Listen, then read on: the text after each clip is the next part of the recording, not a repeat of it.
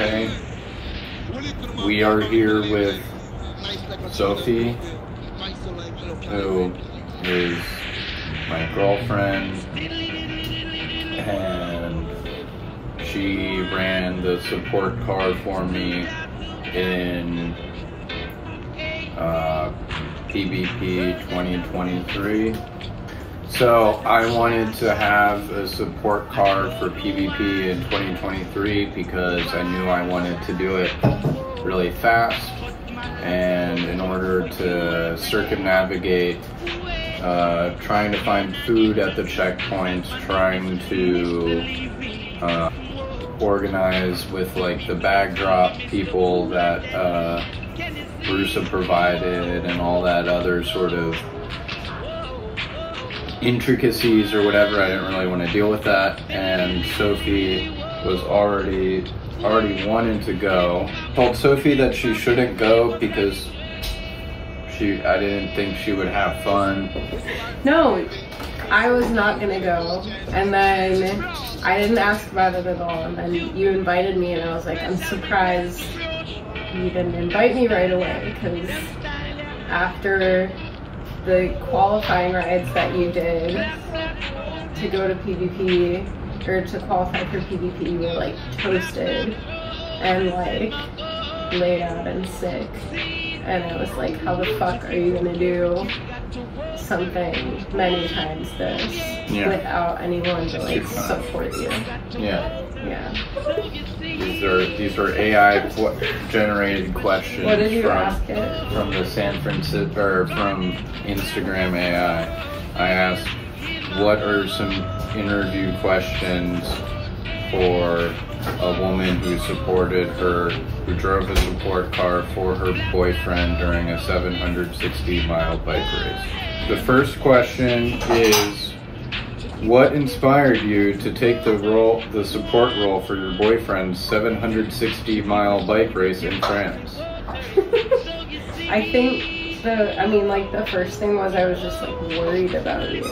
Yeah. Because, like I said, after the 600, I was throwing up, and then I had getting really sick after riding because I wasn't eating enough on my rides. Yeah, so I think the first thing, I was just like, oh, I'm like worried that you're not going to be taking care of yourself on this ride, and like, or that you're gonna get really fucking sick and then just like be there alone, and I know that you would just like lay in a bush until you felt better or something. So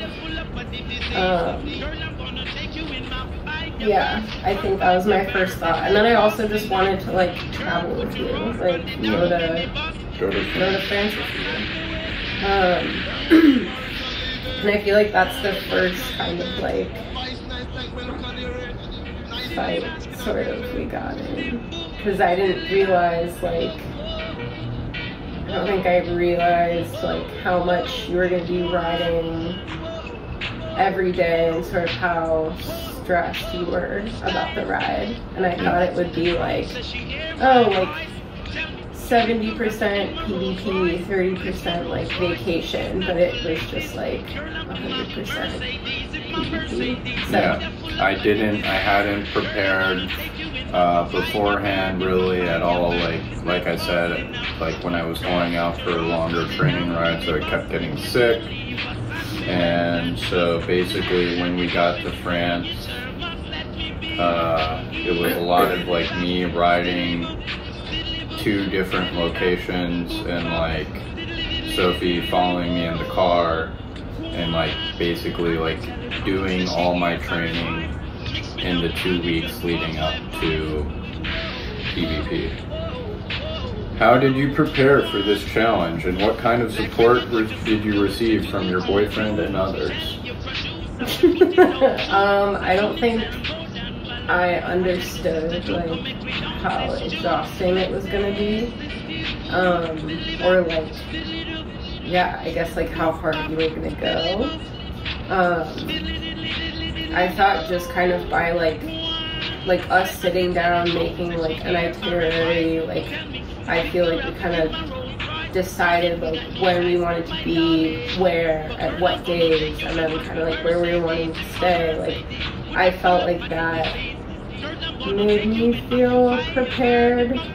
I really didn't support her enough. Yeah, you were kind of being a dick and a diva for a while. Yeah, I knew it was going to be serious, and she didn't know it was going to be as serious as it was.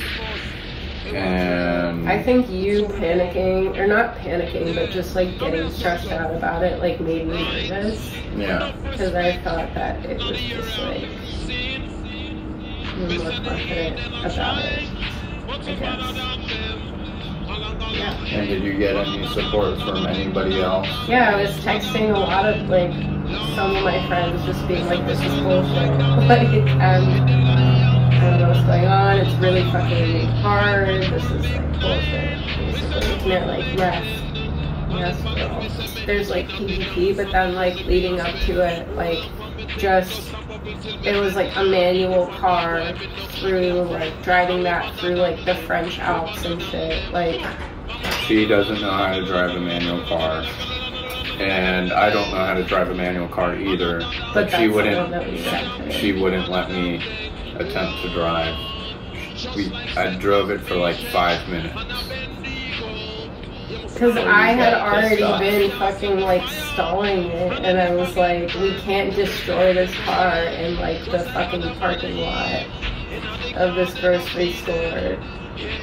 We should have gotten an automatic car. An automatic car, and I also feel like we just shouldn't have. I don't know. How much money do you think we would have, extra money we would have spent doing an automatic car? It was like $300 extra. It was $300 extra, and Maybe then how more. much do you save on gas? By driving a manual car? Yeah. I don't know, but I think that having an automatic car would have alleviated some of the tension between us, because I was just like... She was driving the entire time. I drove the entire time. I was like pissed because I couldn't adjust my sleep schedule, so just like wasn't sleeping. I really liked when we were camping. I hated the camping. I It was loved the too camping. hot, so we camped the entire time. We got an air mattress. We got an air mattress and a tent from Decathlon. And so I would say, what percent of it were we camping? Like 80% of the time we were there, we were camping. Yeah. The first Airbnb we stayed in smelled like feet. It was gross. It was not romantic. So we stayed in like a tent, like wild camping, Yeah, stealth we used camping. this app. What was that app? Finding campsites. Campsites, and that was really helpful. Like we were able to kind of just decide like the day of where we wanted to like end up. Yeah, it was just really hot. Always found a spot. Like there was like that little spot with all this like grape trees, grapevines, and like those weird little shells like on the. I thought it was pretty comfortable for camping, but Yeah, I hate camping. the other nights I thought were nice. Like when we stayed, where was it? With like near the like Van Gogh Bridge and Arlay. yeah, that was so pretty. Like next to the Yeah. bridge. Although we did set up our campsite like where. Wasn't there like a turd or something? we took all of our clothes out to dry. We were like hanging it up on this like road, this like gate, the metal gate, like for that road. And then we realized that there was like poop and toilet paper, and we're like, let's set up our camp over here. And you're like, it smells like shit. And there was poop and toilet paper everywhere. I guess I don't know. It was the local loo. Dump. The local dump. I slept well there. Thought we were gonna get shot. It was like this private fishing pond or whatever. It wasn't like private. It was private. Yeah, a club owned it. A club owned it, so it was private. But there was like beer cans and like trash and shit everywhere. Like locals, like definitely. Yeah. The one night, where was it? Do you remember? Like some fucking dickhead 14-year-old dude showed up with his girlfriend and they were like bumping techno music until like 3 in the morning, like making out on the fucking... The bench? Yeah. Yeah, well that was, we were kind of like desperate for a spot that night. Yeah. And we camped like in this tiny little like public park in this like suburban neighborhood. But like still like beautiful, like rolling hills. Forgot what we ate, but we ate like, oh, we had some stuff from the grocery store. Yeah. Talked to those people. It was the only goth at the grocery store. Was the only goth person I saw the entire time in France. Can you describe your typical day during the race? How did you stay coordinated with your boyfriend? So I guess it wasn't a day, it was like one big day. What routine, if any, did you have?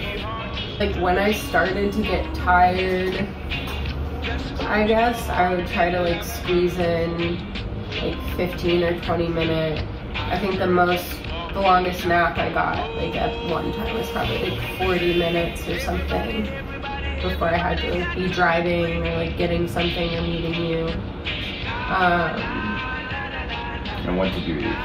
I tried to like not really eat, I guess, at the beginning until I was like really hungry, because I feel like I didn't want it to like make me sleepy. Were you drinking a lot of coffee?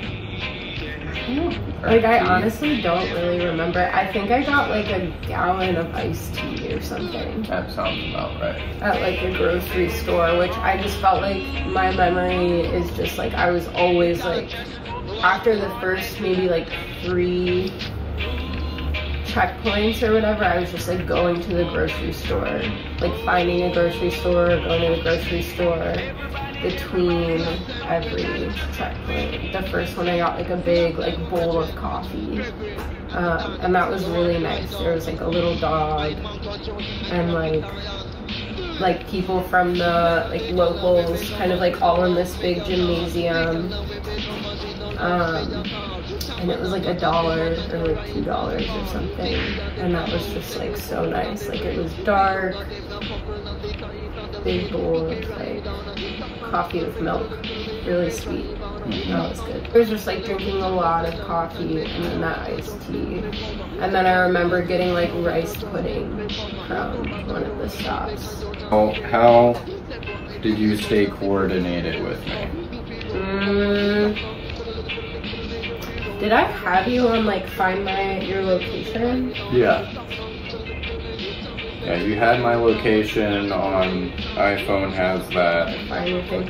We were texting, you would like send me just like a brief message about kind of what you needed or like your ETA. Which was like helpful, like if he was like, all right, like 2 hours or something, then I'd be like, okay, like I can go find a place to take a quick nap. But I feel like if you were within, I want a cold one. I feel like if you were within like an hour of getting there, I would stay awake, because I would be like scared that if I fell asleep, I wouldn't wake up even if I set an alarm or something. You said you had a nightmare about that. Yeah, every time I would fall asleep, like I would just be having like nightmares that I missed you. I feel like your phone kept like, your charger kept fucking up. I had to buy like 3 different chargers. Something about the condensation, I feel like I went through like 3 fucking charger cables. Like they just wouldn't work. Did I give any of them to you after? And did they work in the car? I don't remember. Yeah. I don't know. I think one of them did, and I was like, what the fuck? Because I had to go to like 4 different fucking stores to find a charger cable. And it was weird because they were all like supposed to be like heavy duty ones, but also charger cables are ridiculously expensive in France for whatever reason. Weren't they like $30 each or something? $30, $40. I had to like get someone to unlock the thing. Oh, like just like San Francisco. Yeah. What were some of the most challenging moments or situations you faced?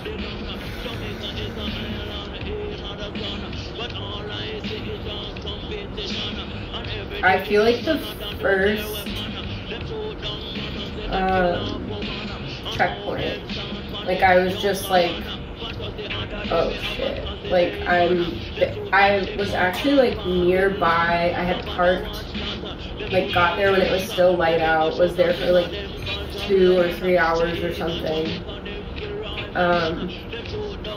And had parked near the guy who ended up being like the first guy to finish, his like dad and brother, and they just were like super fucking prepared, and I just had like this little drawstring bag of your shit, and I was like, oh no, like they were kind of like, oh, what are you up to? I was like, I'm supporting my boyfriend, and they're like, all right, good luck, like big Wisconsin dudes.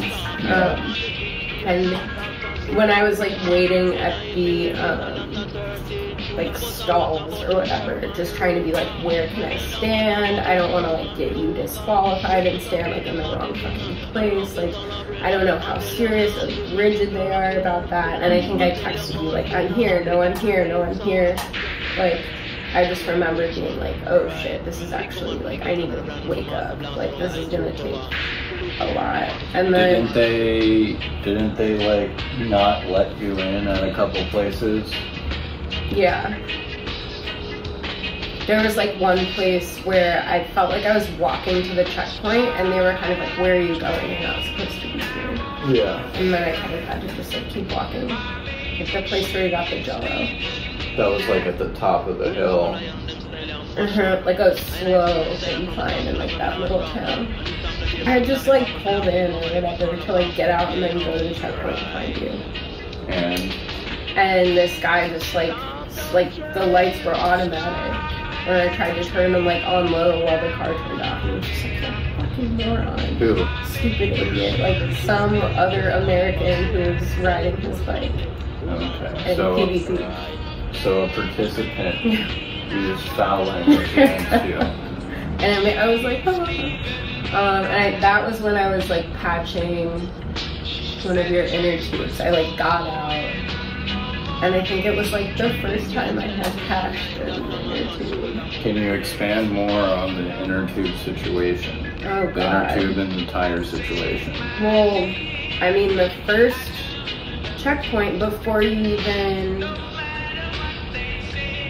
Was it before you even got there? Yeah, because when you got there, you changed your tube. You were like, go find me 650 tubes, and I was like, okay. And then there was like one booth that sold tubes there. And the guy was like, what are you talking about? What is this? We don't have that. Why do you need that? I forgot what else I said, like something else. 27. Yeah, and then he was like, yes, we have that, or something. But then it wasn't that. It was like, I got you like the wrong size. Or it wasn't like what you asked for, but like 2 of them. And then, yeah, I gave them 2. And then it was just like each checkpoint. I was like patching like 2 tubes, trying to find you more tubes. Nowhere, there was like fucking nowhere that I could have gone to go buy a tube. Yeah, so I could not for the life of me seat my tires, and so the tire was seated unevenly for like the entire fucking thing, and like it caused the tires to heat up and give me more flats, and I ended up also like completely blowing through 2 tires. But luckily I had I tried to do tubeless and like immediately got a fucking flat. That was hard. And then I feel like there was one point.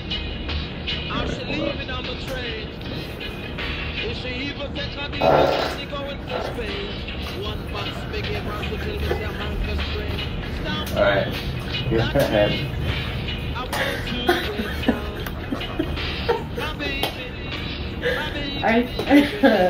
There was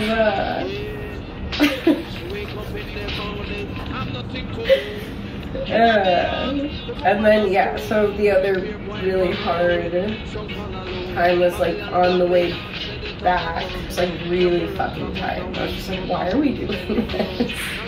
Why are we doing this? Like, why am I doing this? I want to leave. I want to sleep. Because like up until this point we had been like fighting so much. Yeah. And arguing so much, and I was just like, why am I doing this? I don't want to be doing this. And then I was like, I already decided you're gonna do it. Just do it. How did you handle navigation, communication, and supply? The map? PvP, like driver's route for like all the people driving support cars. Because I was on, they like sent me this like ride with, it wasn't even ride with GPS, it was like another app. Yeah. That they had mapped like the route, and you have like a little sticker on your car. And so I was following the map on this route, and like saw a bunch of other people who also were support vehicles because they had the sticker on their car.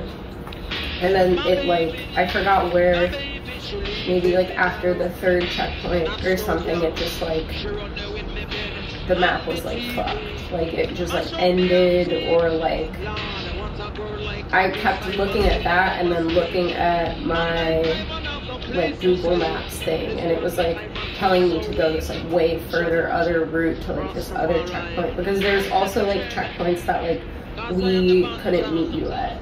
What was it like? There were secret checkpoints. Is that what you mean? Yeah, because there was like one where you're like, okay, meet me here, and I'm like, I can't go there, or like I don't have that on my list, because they also give you a list like as a support vehicle of like the checkpoints where you can meet them. Okay. So it was like not on that list, and I was like, I don't think I can go there. And it was so fucking hard to find, because all the signs, like I was just like asking people. I was like driving by. Oh, so she could only be on the same road that the ride went on? Was it with like within 5 kilometers or something of the... I couldn't like meet you on the route. Yeah. It has to be on at a checkpoint, and if they like caught that, you'd be like disqualified or docked or something. It was like 2-hour time penalty. So I was freaking out about that, because it just seemed like, yeah, we were like trying so hard to like get the fucking time and everything. How many other support cars did you see out there?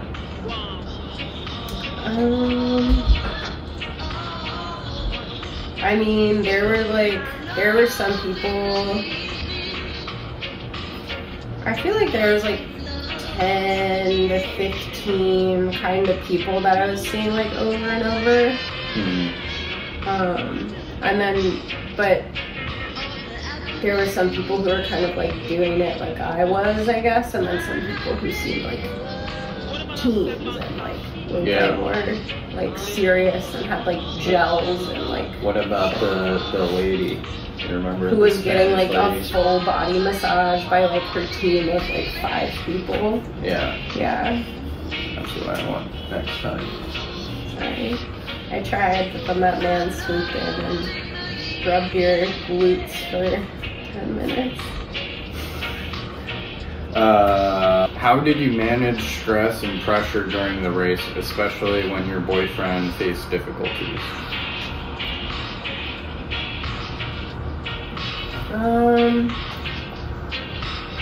I feel like I was just focusing on like staying awake and staying calm.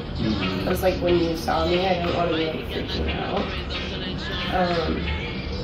Sorry. Yeah. I listened to a lot of podcasts while I was driving, and just try to keep it really like even keel, I guess. And like not get too like bonkers and caffeinated, but also like, yeah, stay awake. I don't know.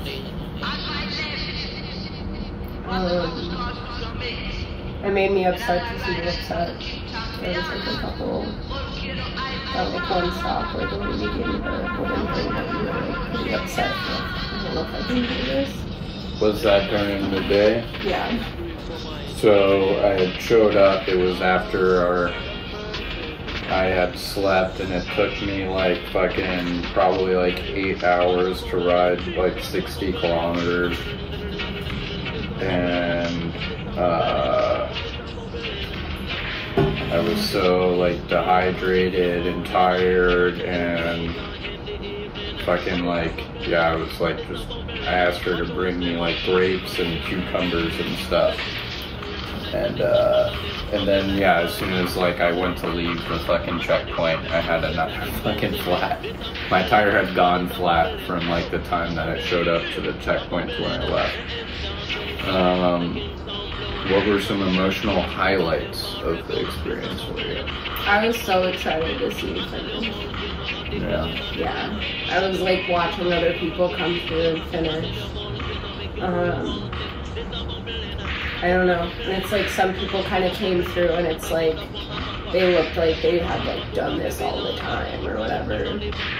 But then I just remember like other people coming through and like just hearing like their families while they were like waiting for them or whatever.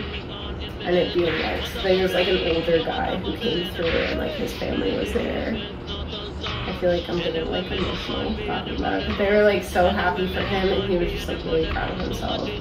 But then there were like kind of like younger like cocky guys that came through and it was just like okay. But yeah, I don't know, I just remember like standing at the end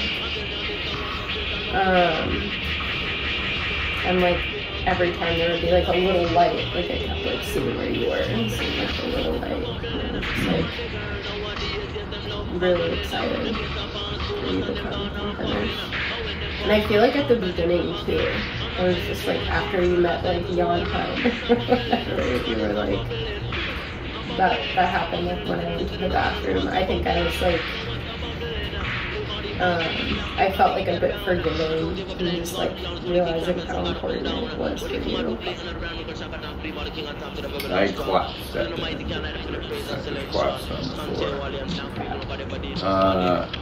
Alright, so the big question, how did this experience impact the relationship with your boyfriend?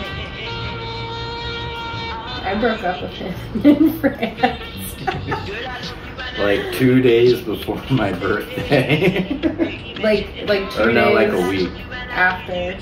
Yeah. I like broke up with you at like, it was just was like at a cafe. At like a cafe. We got a Coca-Cola.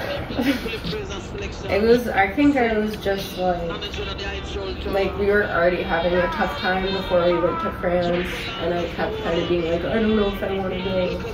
And then it was like every like problem we had been having was just like super amplified. Yeah. While we were there, but I really do feel like we kind of like, when it came down to it, like for the race, like I really came through for you and we just like made it work for that.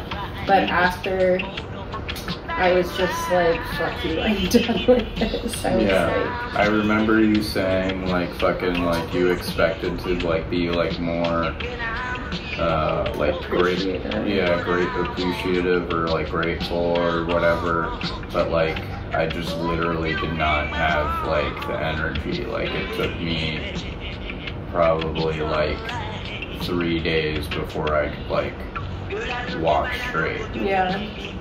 My asshole was like literally just like looked like a monkey's butt. I came back early and then you came back and we ended up having like a conversation where I told you I just like wished that you had been more not like grateful, but like kind of recognized like that I was appreciative, like really there for you, yeah, and wanted to be, but then it was just kind of like, yeah. And then yeah, we broke up and we're apart for 10 months or something. What were some of your favorite places or landmarks that you encountered during the race? It was crazy, like foggy in the nights, like driving through these small towns with really narrow streets. I was listening to a podcast about like World War II, like German invasion of France, like while driving, and it was just like very sensational. How did you immerse yourself in French culture during the trip?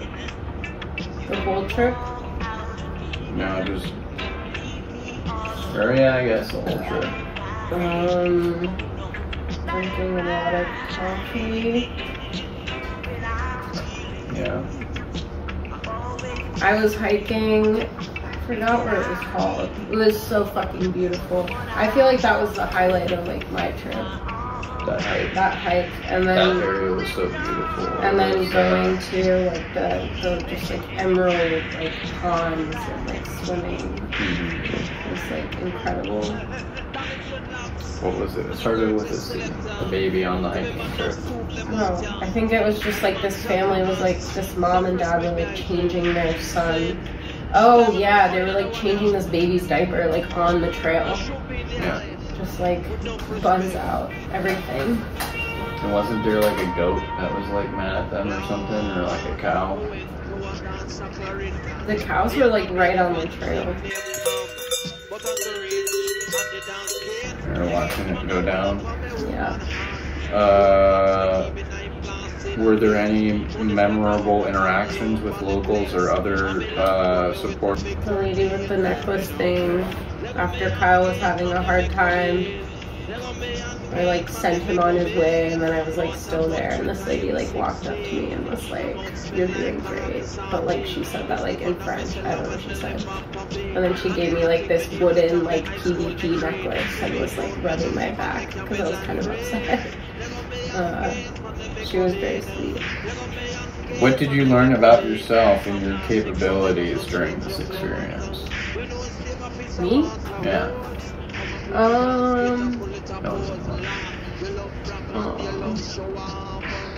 I feel like I'm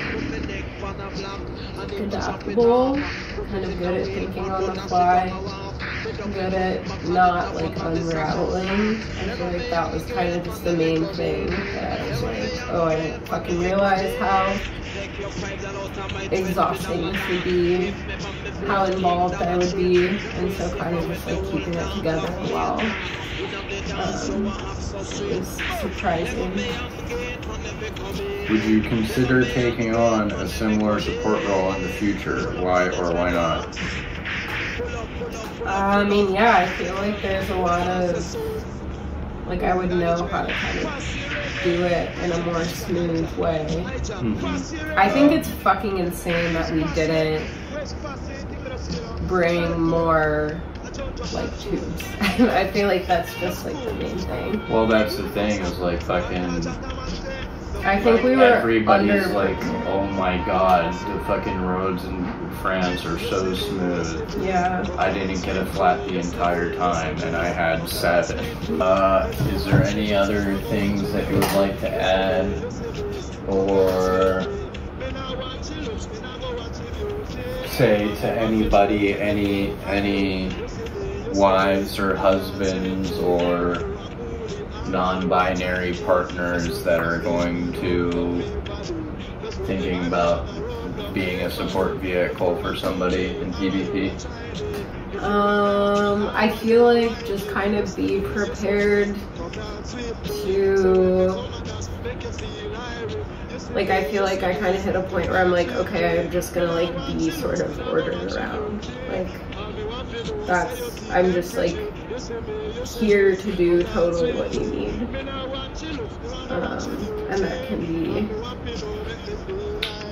I think it like threw me off at first, and I was like, you know how much I hate being told what to do, that it threw me off. But then I feel like I reached the point where it's just like, okay, I just like literally whatever you need, I'm gonna do it. Yeah. So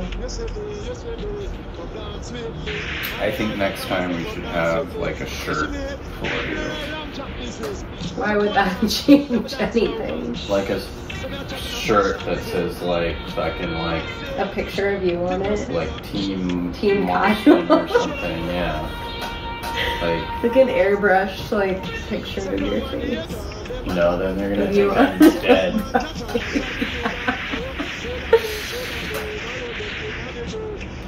My new plan is to do it in under 48 hours. Because I feel like I spent at least 3 hours fucking fixing flats. And then like another like 2 hours could probably be attributed to the fact that my wheels were not round. Like the thing that stands outside of the grocery store that you pay a quarter. Yeah. Ovals. Yeah. So I hope to see you back out there in 2027, and we'll have to get together before then so we can discuss ways to make this run smoother. Right. Are you okay with that? Right. Are we okay with that? Alright. You heard it here, folks. This is a legally and morally binding contract. Yeah. That's it. Yeah. See you then. Like and subscribe and leave a comment that says about how good of a job Sophie did dealing with her idiotic boyfriend. Aww.